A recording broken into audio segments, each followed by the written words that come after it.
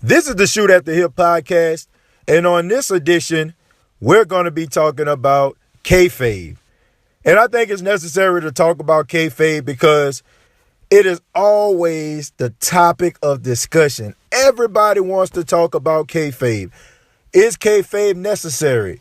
Is Kayfabe dead? Should there be Kayfabe in today's society?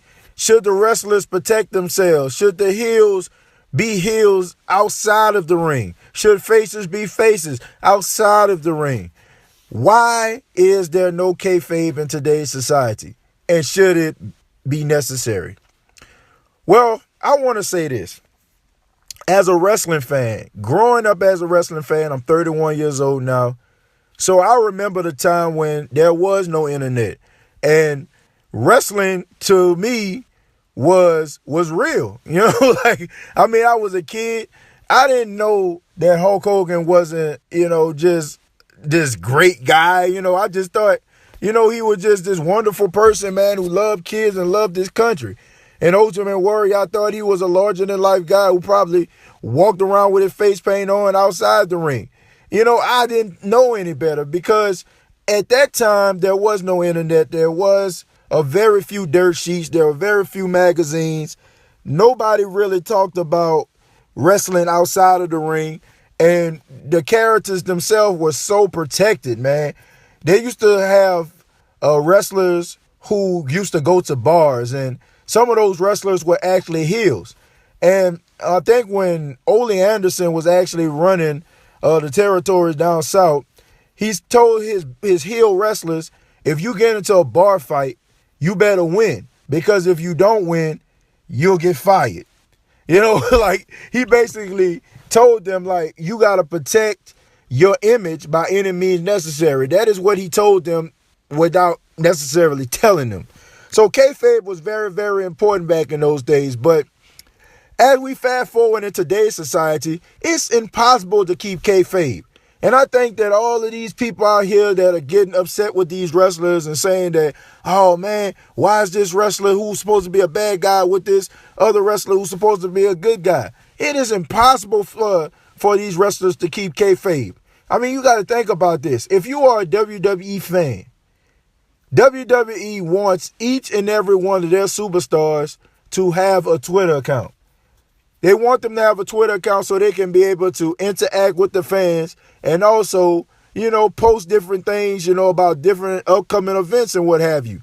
So if they are in control of their Twitter, of course they're going to have pictures up of them, traveling to different countries and stuff like that. They're going to have the pictures up. And everybody's smart enough to know that these guys don't necessarily hate each other. I mean, you may have a few who probably don't get along, but for the most part, they are friends. I mean, you travel a road together. You get in cars together. You sleep in hotels together. Of course, they're going to be friends. But so many people give these wrestlers such a hard time and talk about, man, they need to protect their image. Man, it's about kayfabe. Hey, come on, man. Do you seriously believe that they can protect themselves from the general public when you got TMZ and you got Pro Wrestling Illustrated and you got all of these other dirt sheets? You got Dave Meltzer running around here. Do you think that they can just truly protect their image? You got so many of these dirt sheets always trying to expose the story. It's impossible for us to see these wrestlers as their characters 24 hours a day, 7 days a week. So we need to just go ahead and cut that stuff out and say, oh, well, it's just television. It's just entertainment. As soon as you get that through your mind, the better. Kayfabe is dead.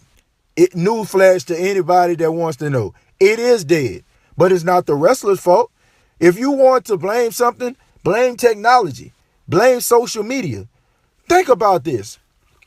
Think about this for just 1 second.